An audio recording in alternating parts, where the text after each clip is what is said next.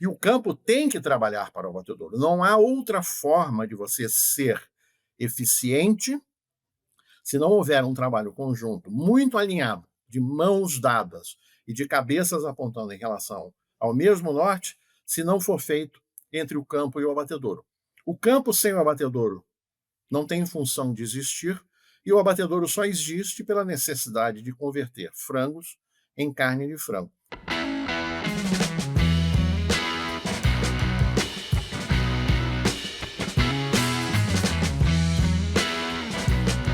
Boa tarde, bom dia, boa noite, não importa onde você esteja com a gente, bem-vindos todos esses nossos seguidores do podcast Aviário.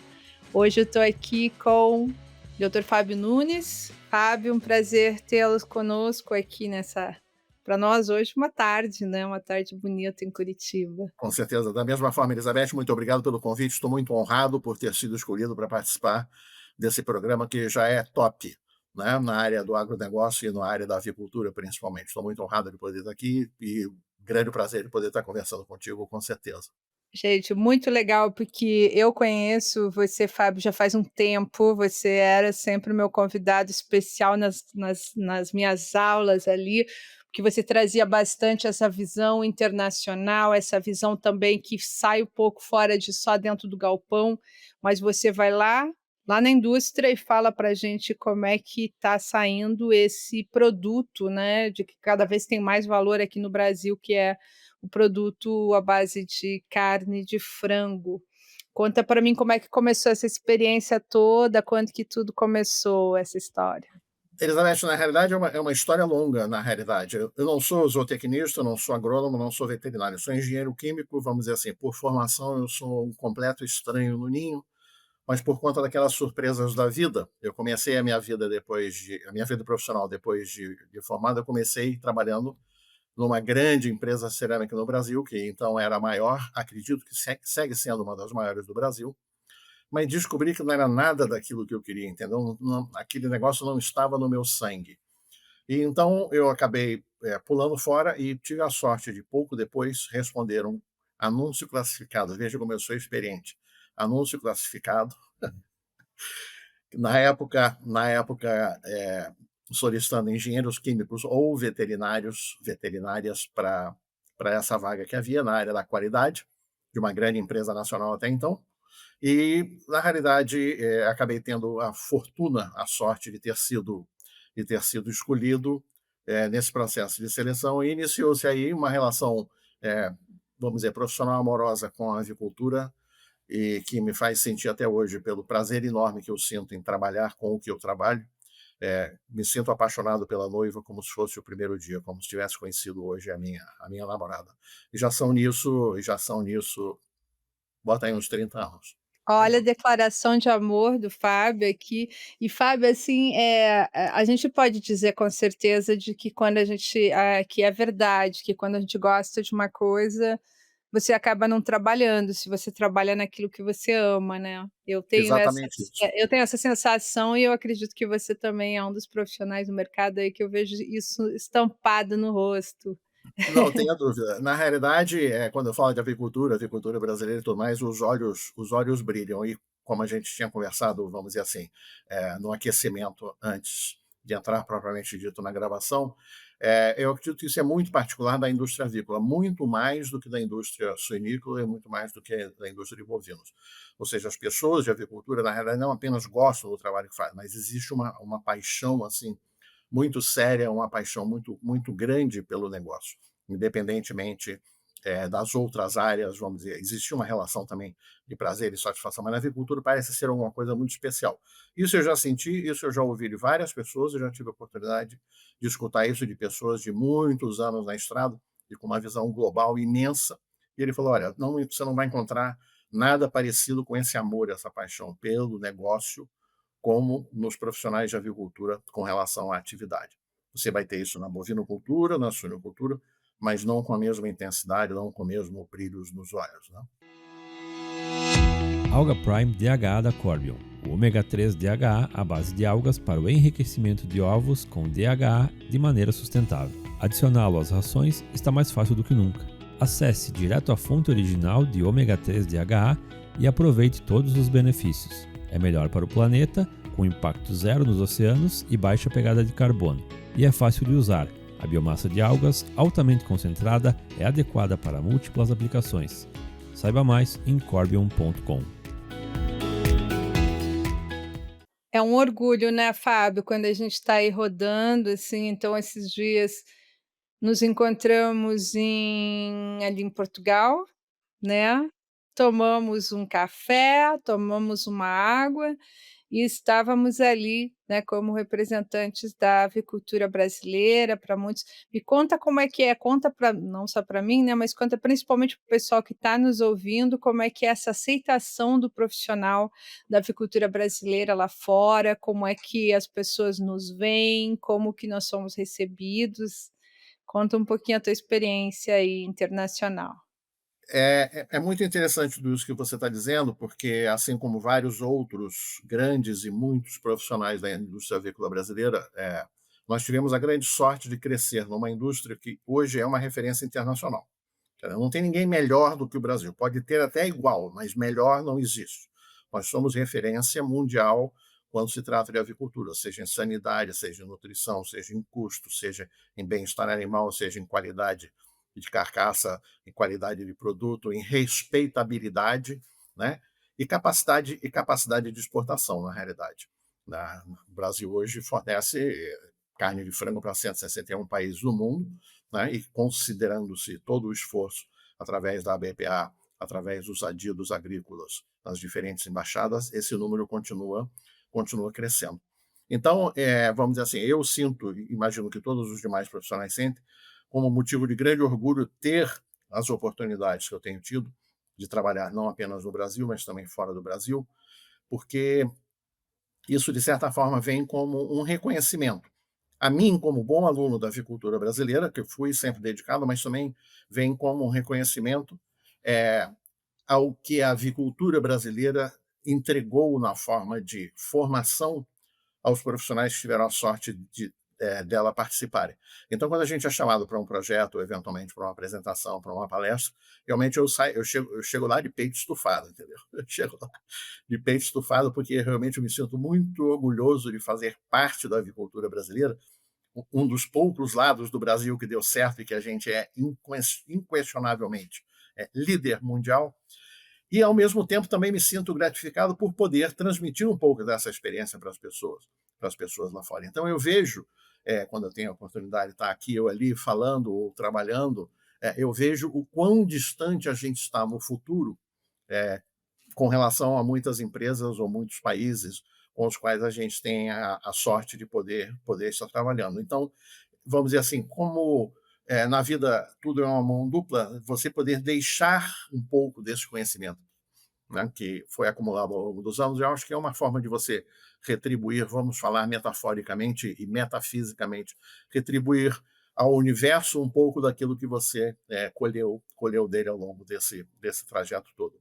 E é muito interessante ver, porque, independentemente da área nutrição, manejo, sanidade, a parte de abate e processamento, a parte de bem-estar animal, o Brasil é reconhecido em todas as frentes. Então, isso é muito gratificante, verdadeiramente.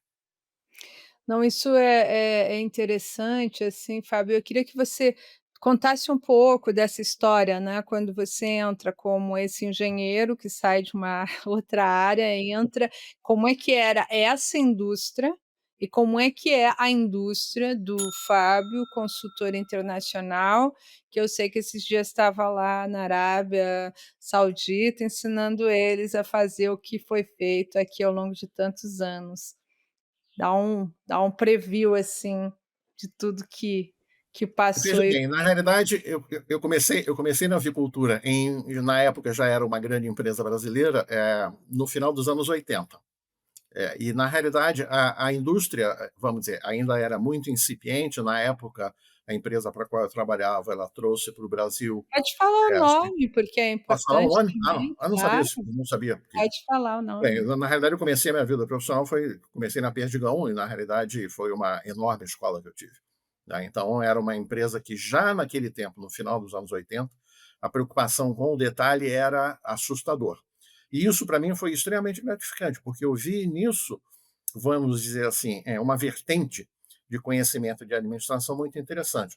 Não se olhava o macro apenas, mas o micro, exatamente em função do enorme potencial técnico e econômico que o micro tem no contexto de um abate de 1 milhão de frangos por semana. Naquela época, assim, o Brasil já exportava quando você começou, já existia essa como que era a discussão, assim, a nível de abatedouro em relação a essas mudanças que a gente presenciou ao longo dos anos? Foi muito interessante, porque na realidade o que acontece? Eu acho que o que eu sempre coloco, o sucesso da agricultura brasileira, ele está calcado em três grandes pilares, vamos colocar assim. O primeiro pilar é o Ministério da Agricultura, que através do Serviço de Inspeção Federal, é inegável, ele deu respeitabilidade sanitária e de qualidade aos produtos brasileiros, onde quer que a gente esteja.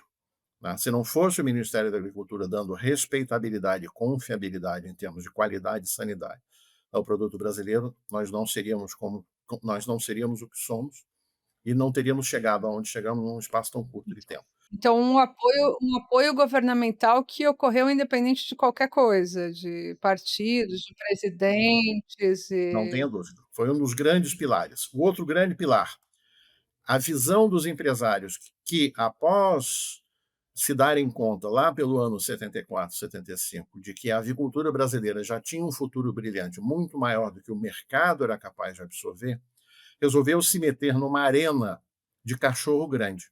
Nós entramos como Chihuahua, com a primeira exportação de 3.600 toneladas para a Arábia Saudita, num mercado internacional que era dominado por Dinamarca, Holanda, França e, de certa forma, pela Hungria. Hoje, passado 30, 40 anos, esses países não aparecem entre os 10 primeiros. E o Brasil, que entrou como Chihuahua, hoje, na realidade, é um Tiranossauro Rex, se a gente falar em volume de exportação e de presença. E o não outro tem como grande não ter pilar, orgulho, né, não tem como não ter orgulho, Fábio, de quando você conta uma história dessas, não tem como não não colocar tenha a dúvida, camisa e não tenha dizer dúvida. que E o bom. outro grande pilar, na realidade, foi ter encontrado na mão de obra, na disponibilidade de terra e no clima, os recursos do lado produtivo que a gente precisava para poder tirar, vamos dizer assim, dos frangos o melhor resultado possível, seja em termos de qualidade, seja em termos de sanidade, né, seja em termos de eficiência produtiva. Então, eu digo com absoluta sinceridade, sem esses três grandes pilares que sustentaram a avicultura brasileira desde o seu início, nós não teríamos chegado aonde chegamos. E tudo isso, claro, veio embrulhado num grande senso de profissionalismo e numa grande responsabilidade de parte das empresas e dos empresários em colocarem a qualidade, a sanidade e a inocuidade dos produtos em primeiro lugar, porque são os três pré-requisitos fundamentais se você quiser competir no mercado internacional. Se você não tiver sanidade no campo, se você não tiver qualidade e inocuidade no abatedouro, você não estará habilitado sequer a pensar em se aventurar no mercado internacional. Então, isso foi muito patente na avicultura brasileira. Quando a gente começou a exportar em 75, eu já peguei o bonde andando em 83, 84, 10 anos depois, mas a preocupação era verdadeiramente latente durante todo o tempo. Fazer a melhor qualidade ao menor custo possível, de maneira a nos tornarmos, vamos dizer assim, uma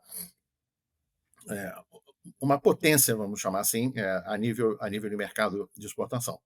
E o resultado é o que a gente viu hoje, né? Apenas para dar alguns números, para quem não está tão familiarizado, e eu gosto muito de citar esses números, né, quando eu tenho a oportunidade de conversar com as pessoas sobre isso. O Brasil, em 1973, o Brasil produziu 263 mil toneladas de carne de frango.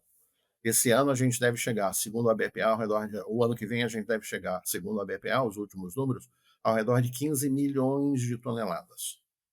Em 1975, a primeira exportação que o Brasil fez foi de 3.679 toneladas, se não me engano, de frango congelado para a Arábia Saudita. As exportações desse ano, 2024, que está chegando ao fim daqui a 10 dias, devem chegar próximo dos 5 milhões de toneladas. E nós saímos de um país comprador, a Arábia Saudita, em 75, para 161 países compradores ao redor do mundo. Então, você não faz isso, você não conquista uma posição dessa, você não deixa a sua bandeira fincada em 161 países, na realidade, sem saber o que está fazendo. A gente sabe muito bem o que a gente está fazendo, a gente faz muito bem o que a gente está fazendo. E o legal é que isso, na realidade, tem se perpetuado, né, de geração a geração, e todas as pessoas que entram para carregar a tocha na etapa que lhe corresponde no trajeto, têm segurado, vamos dizer, essa tocha de maneira altiva, de maneira muito segura e muito firme, né, levando para frente essa bandeira que é a avicultura brasileira, fazendo com que ela tremule. Nossa, que ufanismo, hein? Nossa, tá lindo. Eu tô aqui, eu já estou imaginando, assim, carregando aquela bandeira para cada país que a gente é. Não, mas é assim mesmo, a gente quando está lá sente e vê o pessoal parando para nos escutar, pela excelência, né, por excelência desse agora assim, Fábio, falando um pouquinho mais de história, depois para a gente seguir para esse futuro aí, mas vamos falar um pouquinho da história. O pessoal, assim, você falou bastante da sanidade no campo, de bastante trabalho, né, questão de manejo, saúde, nutrição. Agora, assim, para dentro do abatedor, essa é uma história que pouca gente conta, e até porque pouca gente até conhece, né, às vezes mesmo a pessoa trabalhando na cadeia avícola, como muitos dos que estão aqui, não é todo dia que ele está dentro de um frigorífico para fazer uma comparação do que aconteceu de modificação nesse local de abate dos animais, da época que vocês fizeram aquela primeira exportação ali com essas poucas toneladas ao que a gente tem hoje, assim, o que mudou tanto aí desse lado, né, do abatedouro para dentro? Eu vou começar, na realidade, dando um puxão de orelha, na realidade, na indústria avícola, de uma certa forma, pelo fato de que ainda existe o conceito muito arraigado de que a avicultura termina com a entrega do frango na granja, quando, na realidade, isso não é o final do ciclo, como a grande parte das pessoas que trabalham no processo produtivo entendem que esse é o fim do negócio. Não, na realidade, talvez até por um sentimento de é, superioridade, eles acham que o trabalho dele é o fim do negócio. Não, o trabalho de entregar frangos vivos ao abatedor é o início do negócio.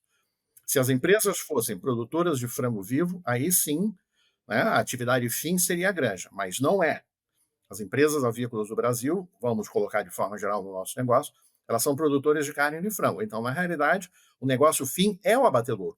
E o campo tem que trabalhar para o abatedouro. Não há outra forma de você ser eficiente se não houver um trabalho conjunto muito alinhado, de mãos dadas e de cabeças apontando em relação ao mesmo norte, se não for feito entre o campo e o abatedouro.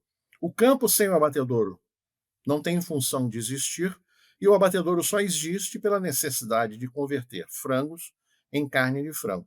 Então, é sumamente importante que exista essa parceria e não essa dicotomia, né, de achar que o campo existe por si só e que o abatedouro a gente não sabe como é que é, a gente sabe onde está, mas raramente visita. Na realidade, não. Toda essa dinâmica da cadeia produtiva de frango, ela tem que ser tratada, entendida e trabalhada 24/7 na forma de cliente fornecedor interno. O abatedouro é o cliente principal interno do campo. E a empresa avícola só existe porque existe o abatedouro. A nutrição trabalha para o abatedouro, o incubatório trabalha para o abatedouro, a matriz trabalha para o abatedouro, e as granjas, principalmente as granjas, trabalham para o abatedouro. Então, o abatedouro, sendo o seu cliente interno, ele precisa estar satisfeito 24/7, 365 dias por ano. E tem que existir essa ponte constante entre todas as áreas e o abatedouro, para saber se o meu cliente está satisfeito. É assim que a gente faz com o cliente na Arábia Saudita, no Japão, na União Soviética, na União Europeia, na América do Norte, na América Central. Ou seja, a gente não vai periodicamente escutar dele o que ele está precisando, como está o produto, que tão bom está o meu produto, quais são as broncas que você tem com relação à qualidade. A mesma coisa tem que existir em relação ao campo e ao abatedouro. Bronca dada, entramos no que você propriamente perguntou. Os abatedouros naquele então eram extremamente singelos, os volumes de abate eram significativamente menores, né? Grande parte do processo era manualizado. Eu me lembro que foi por volta do ano 88, 89, se não me engano. A Pescão trouxe para o Brasil, para 2 dos abatedouros que já tinha nesse então, linha de evisceração automática. E foi o primeiro passo no processo de automação e redução da mão de obra nos abatedouros. Mas a redução de mão de obra, por quê? Não que efetivamente a mão de obra fosse difícil naquela época, fosse cara, muito pelo contrário, era abundante, disciplinada, de boa qualidade, né, a um custo competitivo. É que os abatedouros, efetivamente, pela sua construção já ser, vamos dizer assim, um processo de evolução histórica, já não tinham mais como abarcar mais gente dentro do abatedouro. Então, o grau de automação veio a contribuir para o aumento do processo de abate sem estar atrelado necessariamente ao aumento da mão de obra. E esse foi o primeiro grande passo, a linha de evisceração automática. Todos os demais processos continuaram manualizados e, na sequência do processo de evisceração automática, vieram as linhas de corte automáticas, que naquele então, vamos dizer, surgiram como coisas uau, fantásticas e tudo mais, mas que demoraram um tempinho para que as empresas produtoras desses equipamentos ajustassem efetivamente a capacidade produtiva e, sobretudo, a precisão, né, a variabilidade natural da matéria-prima, porque ninguém falava em uniformidade naquela época, era peso médio e vamos embora. Né? Então, você sabe muito melhor do que eu que isso não quer dizer muita coisa quando a gente fala sobre o perfil de distribuição de peso dentro do lote, a uniformidade propriamente dita. E esse processo veio galgando até coisa de aproximadamente uns 10 ou 15 anos, quando as empresas sentiram a necessidade de investir mais fortemente em automação. Aí já começava a questão de escassez de mão de obra, as pessoas já não queriam mais sujar as mãos com gordura de frango, o ambiente do abatedouro é um ambiente agressivo, para quem não está acostumado. Né? Na realidade, é um ambiente, se você não sabe se lá fora está chovendo, fazendo sol, né? Se está trovejando, se não está, né? Se não, enfim, você fica trancado num caixote, sem iluminação externa, com uma temperatura, vamos dizer assim, bastante agressiva. Por que agressiva? Porque normalmente essas unidades são localizadas no interior do país. O interior do país a gente sabe que depende ainda muito da mão de obra agrícola, as pessoas são muito voltadas ao campo, e o cara que passa o dia todo num sol de 32, quando fala que ele vai trabalhar durante 8 horas por dia numa sala de corte que está a 12, o cara começa a tremer e já desiste muitas vezes antes de entrar. Então, esse grau de automação veio por conta de uma série de fatores crescendo ao longo dos últimos anos. Mas no Brasil, eu acho que a gente sabe combinar de uma forma, vamos dizer assim, extremamente inteligente, extremamente eficaz, o avançado grau que a gente tem hoje de automação dos processos, não chega a ser do nível da Europa, por exemplo, e nem acho que precisa, com a manualização de certas operações onde elas são importantes. Importantes sob o ponto de vista de agregar valor, melhorar a qualidade e oferecer um produto diferenciado. Produto feito à máquina, qualquer um faz. Produto feito à mão, são poucos os países que ainda têm condições de fazer. E o Brasil ainda tem essa facilidade ou essa vantagem competitiva de poder fazer alguns produtos à mão, oferecendo dessa forma no mercado internacional um produto de qualidade, apresentação e rendimento, por consequência, custo diferenciado, e dessa forma se posicionando num nicho de mercado fora, vamos chamar assim, da vala comum dos que fazem cortes à máquina de maneira completamente impessoal ou de maneira completamente, vamos chamar assim, industrial. A gente ainda tem um certo toquezinho de arte, a gente ainda tem um certo toquezinho de artesanato no que a gente faz, o que nos coloca numa posição muito confortável e muito diferenciada do todo a nível de mercado internacional. Então o Brasil ele se destaca por ser, assim, bastante sistemático, mas também fazendo alguma coisa manual. Agora quando entra nessa questão, assim, eu sempre defendo muito que se comece a observar um rendimento animal, né, seja ele uma conversão alimentar por quilo de carne, né, vendável, ou uma eficiência que considere o produto final lá, né.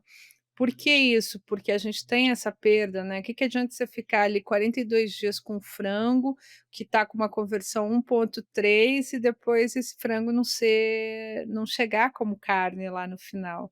Então não sei se você consegue trazer uns números para a gente, assim, de quais são as perdas e quais são as principais oportunidades que nós teríamos para melhorar esse aspecto aí de carne vendável relacionada a conversão alimentar peso vivo, que é o que às vezes o pessoal considera mais, mas não é realmente o que paga a conta, né. Eu acho que é uma pergunta bastante interessante essa sua, a gente talvez pudesse passar o resto da tarde conversando sobre isso, porque realmente é uma área fascinante, é aí que reside exatamente as grandes oportunidades. Ninguém dentro do abatedouro perde frango. O cara perdeu 2 caminhões de frango, desapareceram dentro do frigorífico. Não, na realidade, é de grão em grão que a galinha enche o papo, ou literalmente de grama em grama que você faz no final do dia com que o abate seja rentável ou não, no final do ano, no final de uma década, que a empresa seja ou não rentável. Eu vejo como áreas de oportunidade macro. Primeiro de tudo, a indústria avícola necessita, e aí novamente eu volto àquilo que eu falei antes, da necessidade de trabalhar de mãos dadas com o campo. A gente tem uma necessidade enorme de começar a tratar a uniformidade com maior consistência e seriedade. Em função dos graus de automação que a gente vê hoje pelos diferentes frigoríficos, linhas automáticas e linhas automáticas de já 15.500 frangos por hora, linhas de corte de 6, 9 mil frangos por hora, você não consegue fazer nada de apresentação esmerada, de qualidade de primeira e de alto rendimento se você não tiver uma uniformidade minimamente aceitável. E ainda parece ser um tabu a questão da uniformidade, né? Eu tenho conversado muito sobre isso por aí, e normalmente normalmente a área de produção de frango vivo costuma sair pela tangente, pois é, mas isso tem um custo. Claro que tem um custo, mas todo mundo esquece de que tem um custo para produzir, mas também tem um ganho no abatedor, mas ninguém faz a conta do abatedor. Você só sabe quanto você vai gastar para sexar pelas penas, quanto você vai gastar para poder produzir frango em lotes sexados no campo, mas ninguém faz a conta completa, ou seja, incluindo os ganhos que você vai ter dentro do abatedouro por um melhor processo de atordoamento, por um melhor processo de escaldagem, por um melhor processo de depenagem, com menos lesões de carcaça, por um processo de evisceração, onde os danos e o grau de contaminação das carcaças se reduz significativamente, onde o processo de estilo e a cidade de forma mais uniforme e com menor custo de energia, e aonde você acaba encaixando, pelo fato de ter mais frangos dentro da sua área ou dentro da sua faixa de peso comercial, você acaba tendo um maior aproveitamento comercial dos seus lotes, ficando com menos frangos muito pesados e menos frangos muito leves, para poder fechar a sua produção do dia. Então, você aumenta também a sua oferta de carne. Então, a área de uniformidade eu vejo hoje como uma grande área de oportunidade. A outra área que eu vejo como extremamente importante, falando de uma maneira genérica, naturalmente, porque o tempo não dá para isso, é a área do manejo do pré-abate, ou seja, os cuidados que as empresas precisam tomar a partir do momento que o frango está pronto para ser retirado do galpão até a chegada ao frigorífico. É uma área onde você pode colocar a perder todo um grande esforço, que nem você falou, uma conversão de 1.3, o desempenho zootécnico fantástico, enfim, você pode colocar a perder, na realidade, em poucas horas, o trabalho que foi custosa e laboriosamente desenvolvido ao longo de 40 dias, 42 dias, 39 dias. Pelo fato de você não dar a devida atenção à parte do apanho, por exemplo, pelo fato de você não dar a devida atenção à parte do jejum, ao transporte e à espera no frigorífico. O que acontece com o apanho? Vamos agora dar uma desossada nessas 4 áreas. Ainda, lamentavelmente, essas pessoas que fazem o apanho dos frangos são pessoas que já passaram por um monte de coisa na sua vida e não tiveram êxito em absolutamente nada, por diferentes razões. Então, terminaram tendo como única opção apanhar frango. Na cabeça das empresas vai o seguinte: bom, essas pessoas, na realidade, apanham frango, são pessoas de zero formação, ou seja, não tem muito a oferecer, então eu vou pagar pouco. Na cabeça dos apanhadores vai o seguinte: bom, como me pagam pouco, na realidade, e me tratam muitas vezes com condições nem sempre as mais adequadas, eu vou devolver a mesma moeda. Então a gente entrega. Se a gente para pensar, o que acontece? As empresas entregam, uma empresa que abate 500 mil frangos por dia, né? Vamos dizer que esse frango custe, apenas para facilitar a conta, 500 mil frangos por dia, que esse frango custe R$2 o frango. Estamos entregando na mão de 10, 12 pessoas que fazem o apanho, estamos entregando R$1 milhão todos os dias para eles administrarem. Quem, em sã consciência, entregaria a este consultor financeiro R$1 milhão para ele administrar por dia, sem estar seguro de que as condições que ele tem para manusear esse milhão são as melhores? Interessante. Muitas vezes essa insatisfação social, essa revolta social, essa frustração pessoal, se ela não é aplacada com bons tratos, por exemplo, com respeito aos horários, com uma refeição decente, com cuidados mínimos inerentes à preservação da dignidade humana, essas pessoas, por não poderem bater no dono da empresa, por não poderem bater no supervisor da equipe de apanho. Em quem que elas batem? O No frango. frango. Então, a empresa, de certa forma, proporciona que esse tipo de coisa aconteça. Vamos entrar agora na parte do jejum. Muitas vezes se maneja o jejum de uma forma, vamos dizer assim, vamos dar 6 ou 8 horas. Ou seja, é uma área extremamente complexa pelo número enorme de variáveis que dela fazem parte. São variáveis biológicas, não são variáveis mecânicas, do tipo 2 centímetros, 1 centímetro, que você mede com uma régua ou que usa um esquadro ou um compasso. São seres vivos que se comportam de maneira diferente. Logo, para você fazer um programa de jejum que seja eficiente, que te maximize a limpeza do sistema gastrointestinal, te reduza a quebra de peso vivo e, ao mesmo tempo, te assegure o menor risco possível de contaminação e condenação parcial no abatedouro por contaminação, você precisa ter alguém no comando que realmente saiba o que está fazendo, mexendo corretamente as variáveis que precisam ser mexidas, de maneira a poder desenhar um programa de jejum que seja o de maior efetividade e o de menor impacto sob o ponto de vista de ganho de peso. Uma ave perde, dependendo do autor, uma ave perde de 0,25% a 0,45% do peso vivo por hora depois de 6 horas sem ração. Essa situação ela é influenciada não somente pelo tempo, mas também pela temperatura. Um frango esteja exposto, por exemplo, a 32 graus, ele perde quase o dobro do peso vivo por hora quando comparado a um frango exposto a uma temperatura de 10 graus. Então, se nada disso é levado em consideração, na realidade você pode ter surpresas no final do dia, no final da semana, no final do mês, porque a quebra de peso vivo inerente ao abate, ela é uma perda real, porém invisível. Agora, ela só se torna visível se você sabe o que você está fazendo, se você sabe a dimensão dessa perda e se você sabe o que tem que fazer para eliminá-la, não, mas para mitigá-la, para reduzi-la, para encurtá-la, para diminuí-la ao máximo, porque caso contrário, na realidade, você estará prejudicando esse 1,3 de conversão alimentar que você comentou anteriormente. Você está falando em 0,25% de peso por Por hora? hora, após 6 horas sem ração. Porque você corta a ração no campo, o frango você sabe melhor do que eu, já que você é da área de vivas, eu sou da área de mortos, né? Você sabe que o frango, na realidade, come, e depois que ele comeu a última ração, ele demora de 4 a 6 horas para esvaziar todo o sistema gastrointestinal, ou grande parte. Então, a partir dessas 6 horas sem ração, começa a existir um consumo das reservas de energia e água, para que o frango, vamos dizer assim, continue vivo. Então, essa perda, dependendo da condição que o frango está exposto, pode variar de 0,25% a 0,45% do peso vivo por hora até a hora da pendura.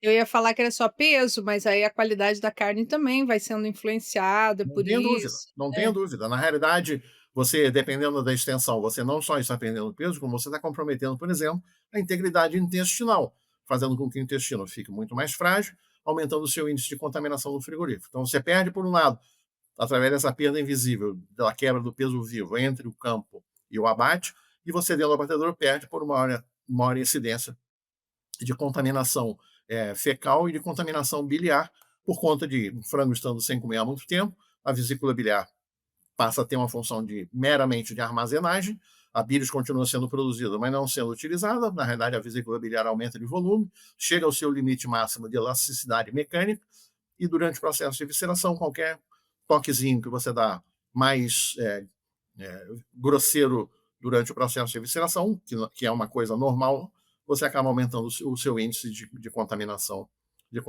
biliar.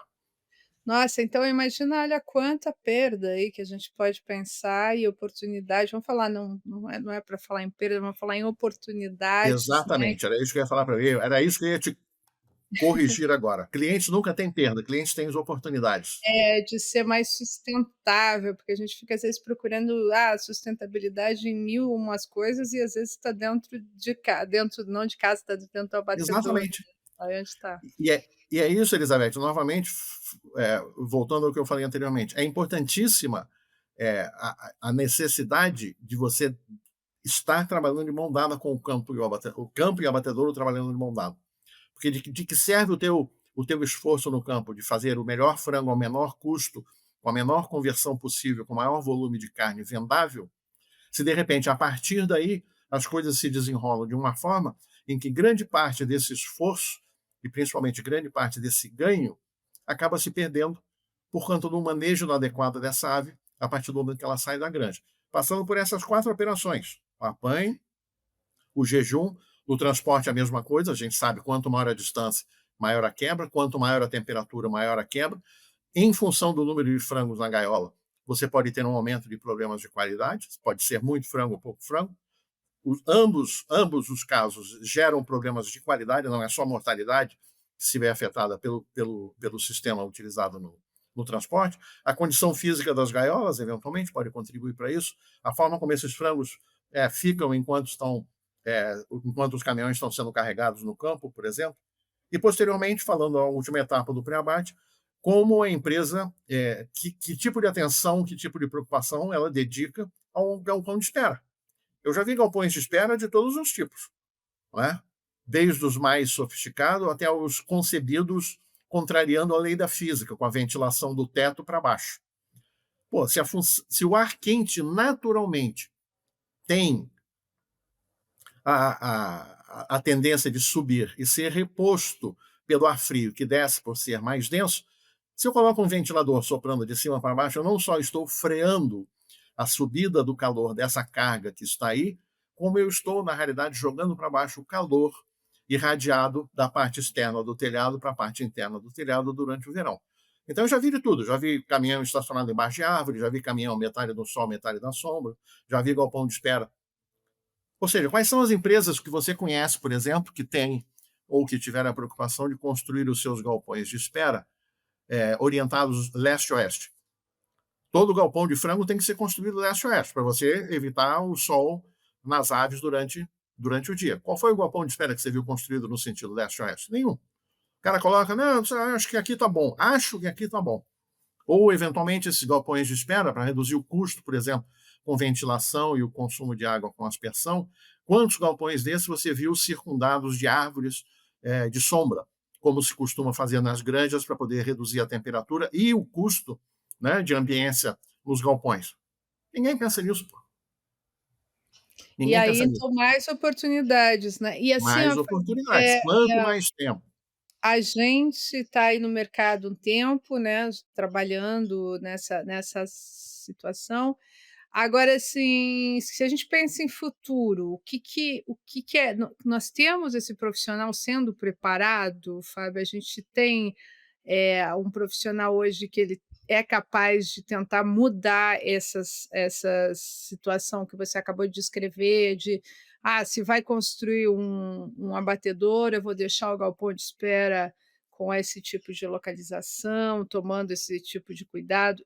Se uma empresa hoje tiver condições de fazer isso, existem profissionais preparados para isso? Não tem a menor dúvida, vamos dizer. Quando eu comecei em avicultura, as pessoas em posição de gerência, as pessoas em posição de supervisão, ou seja, a gerência média das empresas, eram pessoas que começaram muitas vezes embaixo e vieram galgando postos por conta de... Era um funcionário dedicado, era um funcionário disciplinado. Então, isso era, vamos dizer assim, o mérito que eles tinham para ganhar uma promoção. Hoje, na realidade, hoje não, já faz muito tempo, né? Há mais de 20 anos, por exemplo, as empresas, a Perdigão era uma delas, por exemplo, fala com mais propriedade, e a Seara também, quando eu trabalhei na Seara, se preocuparam em começar a colocar em postos de supervisão do abatedor não apenas pessoas que ascenderam internamente por conta de serem bons funcionários, mas trazer gente de fora preparada, veterinários, engenheiros, técnicos agrícolas, como forma a dar sustentação técnica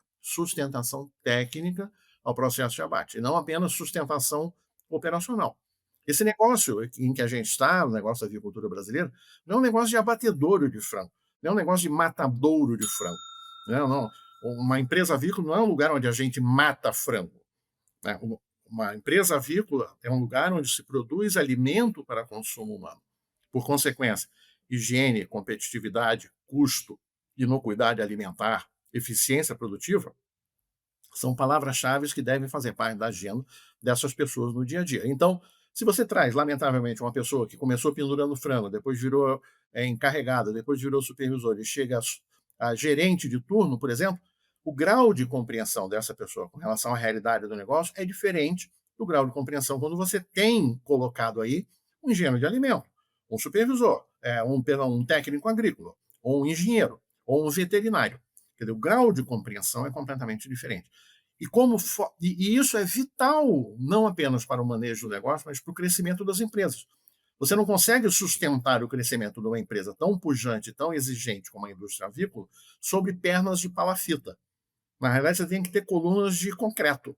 E essa coluna de concreto vem exatamente do nível de qualificação, de preparo e de capacidade de absorção e de desenvolvimento da mão de obra. Então, isso já foi pensado há muito tempo atrás. Tanto na Seara, quando eu estive lá, e na Perdigão também, nos anos 80 e 90, isso já era a tônica das empresas, ou seja, começaram lá atrás. Então, eu tenho certeza absoluta que, pelo que eu sei, o nível médio hoje das equipes dos frigoríficos é bastante alto, o que contribui também para essa eficiência, para essa grande competitividade, né, que tem a avicultura brasileira. Ou seja, as empresas sempre, de 20, 25 anos para cá, estiveram muito focadas em criar uma força de trabalho dentro do frigorífico, não somente capaz de carregar o piano, mas de carregar o piano com conhecimento e maestria, e dessa forma garantindo os melhores resultados globais para a operação, seja a nível de competitividade, seja a nível de qualidade, de inocuidade, de rendimento, de eficiência, de mortalidade, do que quer que seja. E tem assim, Fábio, se alguém estiver escutando a gente, assim, os nossos seguidores que estão aqui escutando nossa conversa, existe algum lugar onde existe um curso de formação para isso ou não? Isso é uma coisa que a pessoa vai se formando por ela própria, pegando informação aqui, assistindo um curso ali, vendo uma palestra lá, lendo um artigo. Como que se tem alguém interessado nessa área, como é que ele poderia se preparar para atuar nessa área tão importante, né, que é essa ciência de indústria da carne? Na realidade, eu vou aproveitar a oportunidade para dar outro puxão de orelha, vamos dizer, nos que organizam os eventos avícolas no Brasil e fora do Brasil de uma forma geral. A área menos lembrada de todas essas agendas é a área de processamento. Existe uma abundância de palestras de nutrição, sanidade, manejo, ambiência, bem-estar animal, etc. Tudo isso é importante? Não há a menor dúvida. Agora, tudo isso não tem nenhuma finalidade se lá no final não tiver um abatedouro para receber esses frangos. Lá no final, na realidade, a empresa não vai ser bem sucedida se não tiver um abatedouro bem preparado para poder dar conta de todo esse grande resultado obtido a nível de campo. Porque o que vai acontecer é que essas aves vão chegar num ambiente pobre em termos de conhecimento e de informação, ou pobre no sentido relativo com relação a essas outras áreas que são bombardeadas, né? Recebem constantemente esse dilúvio de informações em todos os eventos avícolas, você sabe disso muito melhor do que eu, né? Mas o abatedouro sempre acaba ficando como o patinho feio, sendo que o abatedouro é o centro estratégico das empresas produtoras de carne de frango. Todas as outras áreas são satélites, mas o abatedouro acaba ficando como um patinho feio esquecido. Respondendo a tua pergunta, bronca dada, respondendo a tua pergunta. Lamentavelmente, hoje não existe cursos de formação para, vamos dizer, especialistas em abatedouro. O que você precisa fazer, na realidade, é, primeiro, buscar desenvolver o seu lado de autodidata, buscando investir do seu próprio bolso ou, eventualmente, contando com a sua empresa, em eventos que te proporcionem esse tipo de conhecimentos. Sejam feiras, mas não a feira para ir ver equipamento, conversa fiada. Feiras que, na realidade, balanceiem, que equilibrem a parte de feiras de negócio com um painel denso de palestras, com um painel denso de especialistas falando de temas que são caros e importantes ao setor. Muita leitura, hoje tem um monte de revista técnica no mercado, em espanhol, em inglês, até em português, e você pode, eventualmente, tirar delas muita informação útil, porque são revistas de caráter eminentemente prático. Grande parte dessas revistas são gratuitas, você não vai precisar meter a mão no bolso para poder ter acesso a essas revistas. Grande parte delas são online, que facilita, você não precisa carregar o peso na mochila, já tem a facilidade de poder ler no telefone, no tablet, no computador, aonde você quiser. E procurar, eventualmente, ver se existem possibilidades de alguma coisa a nível de formação cruzada em que você possa se beneficiar, vamos dizer assim, de cursos técnicos, não necessariamente um mestrado ou um doutorado, que é uma coisa de mais longo prazo e com um enfoque um pouco diferente do que busca ou do que necessita a indústria.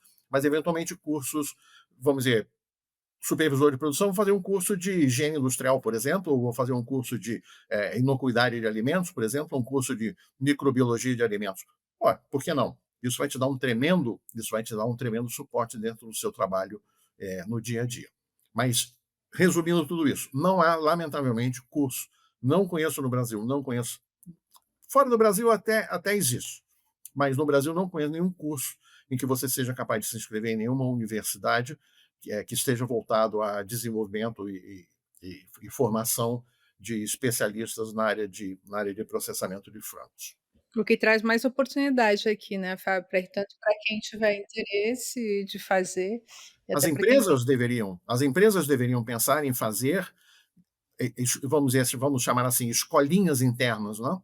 Fazer uhum. cursos, montar um programa denso de 1 mês, 2 meses ou 3 meses, não precisa ser todo dia, naturalmente nem pode, mas no final de semana, como os MBAs que tem por aí, que você faz no final de semana, sexta, sábado e domingo até a hora do almoço, as empresas poderiam pensar em fazer escolas, porque a quantidade de profissionais disponíveis para ministrar temas que são importantes para o abatedouro, temas que não somente falha do abatedouro, mas tem uma visão holística de toda a cadeia. da Para que cadeia ele de produção. entenda de onde veio o frango que ele está processando, e para que ele entenda para onde vai o frango que ele está processando, e por consequência disso saiba o que fazer, eu acredito que as empresas teriam um grande êxito na formação e na melhor qualificação da sua mão de obra, com resultados realmente econômicos, vamos chamar assim, por conta da melhor técnica bastante significativos.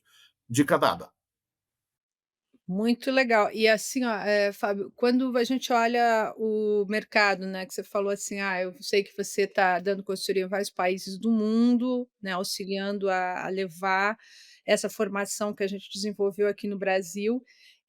Mas como é que eles estão em relação a nós, assim? Seria: "Ai, vamos nos preocupar com outros países, com outras regiões que estão produzindo frango", ou a gente pode deitar em berço esplêndido? Como é que está a nossa vantagem aí dentro dessa corrida de produto de qualidade no mercado? Veja bem, na realidade, o Brasil paga um preço pelo fato de ser um Tiranossauro Rex, né? Na realidade, quando você chega no mercado onde você não tem, vamos dizer, o mesmo conjunto de fatores extremamente favoráveis como nós tivemos a oportunidade de ter e que nos proporcionou chegar aonde chegamos, seja a visão empresarial, seja os recursos que são de vital importância, seja o clima que é de vital importância para o custo de produção, você sabe melhor do que eu disso, você, na realidade, ao chegar com o produto brasileiro, você representa uma ameaça para a indústria local. E eu até entendo isso. Eu até entendo. Na realidade, se você vai para um país como o Oriente Médio, por exemplo, em que 100% da matéria-prima da ração é importada, não tem como o frango local competir com o frango brasileiro. Mas, por outro lado, os governos desses países não podem deixar a indústria local morrer. Ou seja, a partir de hoje, como o nosso frango não é competitivo, vamos trazer só frango do Brasil. Não. A segurança alimentar hoje, na realidade, está atrelada totalmente à soberania. Né? Então, é por isso, por exemplo, a preocupação que a Arábia Saudita tem com o projeto Visão 2030, de querer alcançar o grau de autossuficiência na produção de carne de frango de 80%, ficando 20% para exportação, até para poder jogar com o mercado, com o preço, e todos os países da mesma forma. Então, o que acontece? É um esforço muito grande, porque a gente mexe, na realidade, quando entra com o frango brasileiro, a gente mexe com uma questão social significativa. Porque muitos Forte, né? desses países, na realidade, não é o caso do Oriente Médio, muito pelo contrário, são, em termos de instalações, fantásticos, mas você vai a outros países menos favorecidos economicamente ou socialmente, e a avicultura, muitas vezes, é quase que uma atividade de subsistência. Se você entra com frango brasileiro, se você produz a centavos de dólar o quilo, e lá a produção é de dólar por quilo, na realidade você quebra. Mas você não vai quebrar a indústria local, você vai provocar um problema socioeconômico, porque todas essas pessoas atreladas a essa cadeia produtiva, ainda que relativamente à do Brasil ineficiente por conta dos recursos, vão ficar sem ter o que fazer. Então, o governo, na realidade, do ponto de vista de soberania, em termos de ter o que dar ao povo para comer, e segundo, em termos de preocupação socioeconômica, não pode nunca permitir que a avicultura brasileira entre e acabe com a indústria local. Mas nós vamos sempre estar presentes, e a cada dia mais, né, nos muitos países que ainda faltam para a gente chegar aos 252, 253 países do mundo. Nos faltam ainda uns 60 aí para a gente chegar. Já estamos nos principais. Temos a China, a União Europeia, temos o Oriente Médio, que é um mercado fabuloso. A África, a gente não tem olhado para ela. Né? A África, a gente não tem olhado para ela. A Ásia, a gente, na realidade, só consegue ver a China. Né? A gente está colocando todos os ovos numa cesta só, de certa forma. É importante aproveitar a oportunidade? Mas temos que pensar no longo prazo. Qualquer espirro que a China dá, na realidade, a gente pode pegar uma Covid. Né? Então, a Ásia tem um potencial gigantesco, a África tem um potencial gigantesco, mas as empresas precisam se antenar para essas oportunidades e começar a desbravar esses setores e o que esses diferentes mercados têm e podem oferecer à avicultura brasileira para que a gente continue crescendo.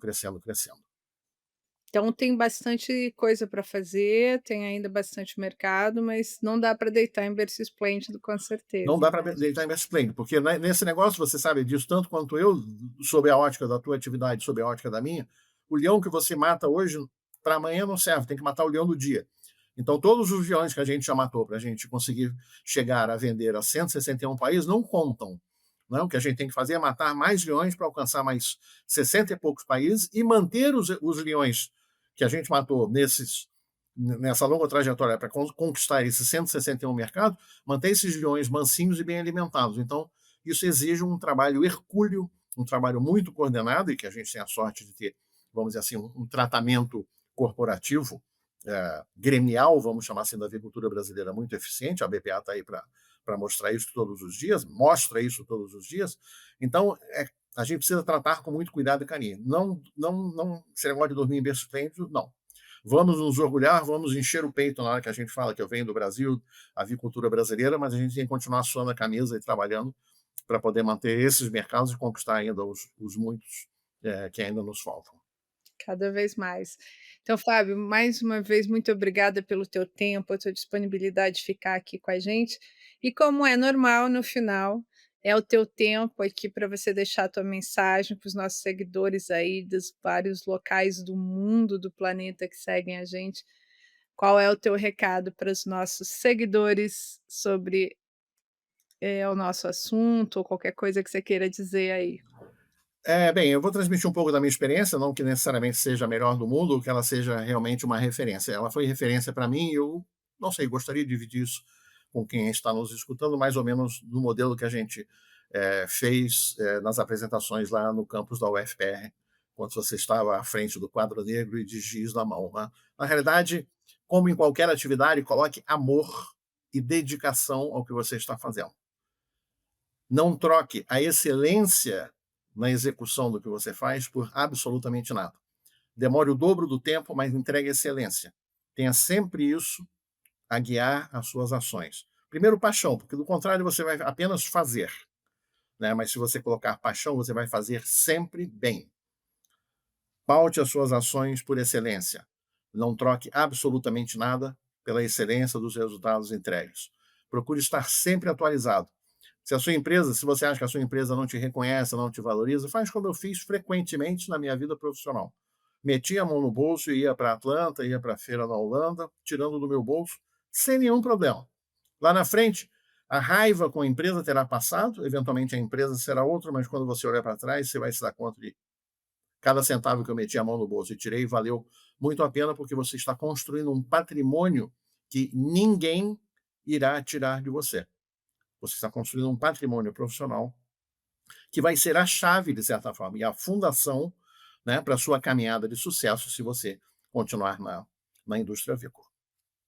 Não sei, acho que mais que isso vai ficar muito blá, blá, blá e muito redundante. Maravilhoso. Não, acho que isso é um presente para quem estiver ouvindo e realmente seguir isso, tenho certeza que é o caminho do sucesso, porque eu acho que é muito isso, ninguém pode fazer algumas coisas por você mesmo, né, e uma delas é estudar. Ninguém pode estudar por você, aprender por você, e também ninguém pode te tirar isso. Então, assim, é um patrimônio, assim, muito Exatamente. único que você vai construindo ao longo da sua vida, e eu te agradeço por ter feito parte desse patrimônio aqui também, né, porque eu aprendi muito nessa tarde contigo. Obrigada, Fábio, pelo teu pela tua disponibilidade, teu carinho. É sempre um prazer te ver em qualquer lugar do mundo que eu te vejo. É sempre uma alegria imensa. E Maravilha. continue espalhando aí esse sucesso e essa excelência por todos os países que você atua. Muitos parabéns pela atuação